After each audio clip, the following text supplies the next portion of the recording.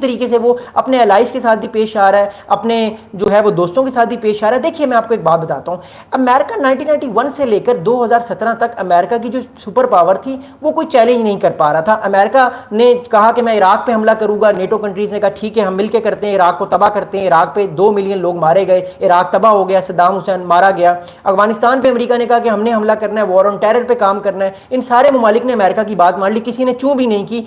No country वो सही कि हम आपकी बात नहीं मानेंगे, उन्होंने मान ली। पाकिस्तान ने भी जो है वो साथ दिया उस जंग में अमेरिका का। उसके बाद अमेरिका ने कहा कि हम अब जो है वो सीरिया में, शाम में इन्वेजन करेंगे। आईएस जो दाइश का मसला आ गया, जो है ममालिक ने कहा ठीक है कोई मसला नहीं, ओबामा साहब हम आपका साथ देंगे। देखिए अमेरिका ने जो बात भी की दुनिया के साथ 1991 से लेकर 2017 तक दुनिया ने अमेरिका की सारी बातें मानी हैं। But the problem is right now that 2017 के बाद हमें एक नया शिफ्ट नजर आया है। ममालिक जो हैं, जो अमेरिका के साथ ट्रेड कर रहे थे पहले, वो अब ट्रेड कर रहे हैं चाइना के साथ।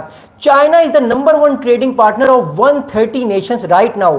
पहले अमेरिका था लेकिन अब इस टाइम चाइना है। चाइना 130 कंट्रीज का, 130 ममालिक का जो है वो फर्स्ट ट्रेडिंग पार्टनर है। इस वजह से जो अमेरिका की लेवरेज थी, नो डाउट मैं मानता हूं उस चीज को, हम सबको मानना भी चाहिए कि अभी भी अमेरिका बहुत ताकतवर मुल्क है। अगर अमेरिकन प्रेसिडेंट कोई बात कहते हैं तो दुनिया सुनती है उसकी बात, लेकिन वो जो माइट है वो हमें अब फेड होती हुई नजर आ रही है। कहा जा रहा है कि 2045 तक, 2045 तक चाइना जो है वो अमेरिका की जो इकोनॉमी है उसको टेक ओवर कर लेगा और इंडिया जो है वो दूसरी बड़ी इकोनॉमी बन जाएगी और अमेरिका तीसरी बड़ी इकोनॉमी बन जाएगी दुनिया की। But the thing is that America नहीं चाह रहा कि वो इस फेज में आए और चाइना जो है एकदम से अपनी नई जो इकोनॉमी है उसको राइज करे और वो फिर दुनिया पे उसका रूल आए या at least China led world order आए। अब मसला ये है कि अमेरिका के पास इस टाइम जो है एक ही पॉलिसी रहती है जो उसने सोवियत यूनियन के अगेंस्ट इस्तेमाल की थी कि आपको याद होगा अमेरिका ने सोवियत यूनियन को, जो कोल्ड वॉर 1.0 थी जो कि 1945 से 1991 तक जारी रही थी, उसमें अमेरिका ने ये किया था, उसने सोवियत यूनियन को चाइना से लेकर जो इस्टोनिया, लैथविया है, बाल्टिक स्टेट्स तक पूरी तरह से कंटेन कर दिया था।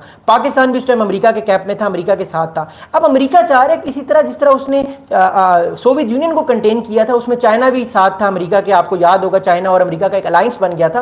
तो इसी तरह रशिया अमेरिका की तरफ आ जाए और ये सारे ममालिक दोबारा से चाइना को कंटेन करें। अब मसला क्या है मैं आपको बताता हूं। देखिए अमेरिका ने जब यूनिपोलर मूवमेंट यानी 1991 में जब अमेरिका सिर्फ पूरी तरह से सुपर पावर बन गया था तो उसने बहुत सारी ऐसी चीजें की जो कि इन ममालिक को पसंद नहीं आई, जो कि खासतौर पे ग्लोबल साउथ के ममालिक थे। मिसाल के तौर पे अमेरिका ने अपनी बहुत ज्यादा इंटरवेंशन कर दी मिडिल ईस्ट में, बहुत सारे लोग मारे गए। फिर पैलेस्टीन का जो इशू था, अमेरिका और जो सोवियत यूनियन जो थे जब कोल्ड वॉर में थे उस टाइम अमेरिका इसराइल को उतनी ज्यादा सपोर्ट नहीं करता था, लेकिन जब अमेरिका पूरी तरह से सुपर पावर बन गया तो अमेरिका ने हर उस मुल्क को सपोर्ट किया करना चाहता था। These are the reasons why American, ये जो बाकी कंट्रीज से इनको अंदाजा हुआ कि अगर अमेरिका ही सुपर पावर रहा तो हम जो है वो अपनी बात को दुनिया पे कह नहीं पाएंगे। अमेरिका जब भी चाहता है किसी भी मुल्क पे सैंक्शंस लगा देता है और वो मुल्क तरक्की नहीं कर पाता। मैंने अभी आपको मिसालें दी हैं नॉर्थ कोरिया की, ईरान की, और भी बहुत सारे ममालिक हैं, but these 2 countries are the tough one जिन पे अमेरिका ने बहुत ज्यादा सैंक्शंस लगाई हुई हैं। फिर ऑब्वियसली ग्रेट पावर रशिया है, उस पर भी लगाई हुई है सैंक्शंस बहुत।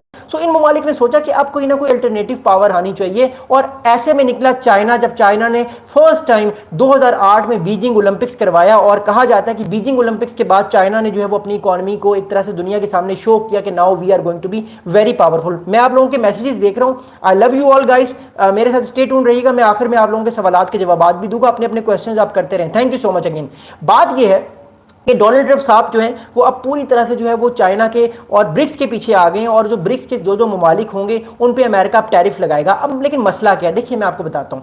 अमेरिका 2017 के बाद इन ममालिक पे टैरिफ लगाने के बावजूद भी ये ममालिक ब्रिक्स जैसे जो है वो अलायंसेस से क्यों नहीं निकल रहे। देखिए मैं आपको एक बात बताता हूँ, इन ममालिक की इकोनॉमीज भी बड़ी हुई हैं। देखिए जब अमेरिका सुपर पावर था तो इंडिया की इकोनॉमी ना अमेरिका के करीब लगती थी, चाइना की इकोनॉमी भी अमेरिका के करीब नहीं लगती थी, रशिया की इकोनॉमी भी इतनी ताकतवर नहीं थी, रशिया टूट चुका था, सोवियत यूनियन टूट चुका था, रशिया बन चुका था।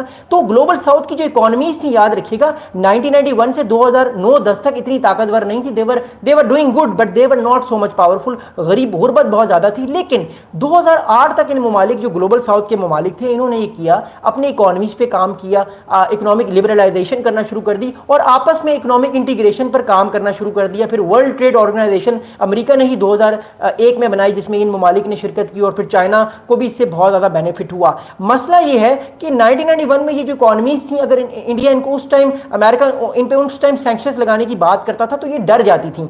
अब ये मईशतें चाइना, इंडिया, रशिया ये इसलिए नहीं डर रहे, या ब्राजील, क्योंकि दे आर वेरी स्ट्रॉन्ग, ये पावरफुल बड़े हो चुके हैं और इनका